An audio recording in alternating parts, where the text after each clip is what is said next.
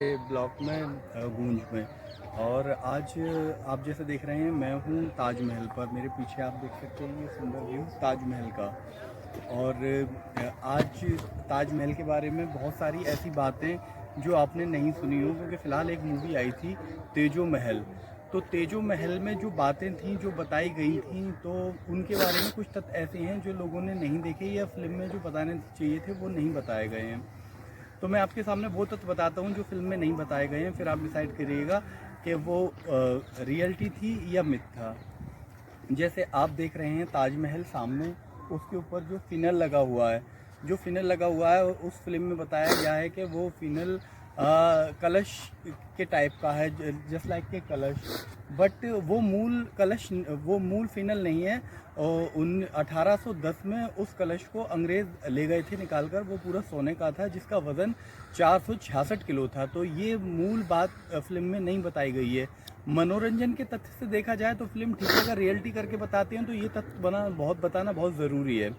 उसके बाद आते हैं हम ताजमहल के उन 22 कमरों के बारे में जो बताया गया है कि 22 कमरों में पी एन ओक की एक किताब थी जिसमें 68 में मराठी में ये बताया गया था कि ताजमहल ही तेजो महल है।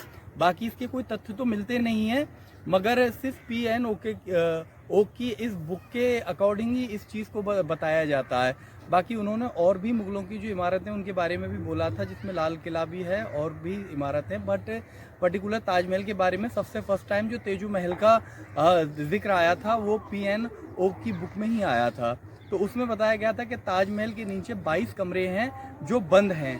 तो देखिए, जो 22 कमरे हैं वो ताजमहल की तीसरी मंजिल के आई थिंक बताते हैं। मैंने यहाँ पर आते टाइम भी यहाँ के स्थानीय लोगों से बात की, ऑटो रिक्शा वाले से भी बात की, और भी लोगों से बात की, और मेरे साथ और भी लोग हैं, उनके भी अकॉर्डिंग बताना और हिस्ट्री के भी अकॉर्डिंग ही मैंने पढ़ा है कि 1934 में उन कमरों को सार्वजनिक रूप से खोला गया था और सभी लोगों ने उनको देखा था। और पहले अभी एक ऑटो चालक है जो स्थानीय, उससे मेरी ये बात हुई थी, तो उसने बोला कि आज से 20 या 30 साल पहले हम लोग नीचे तक उन कमरों तक जाकर देख लेते थे।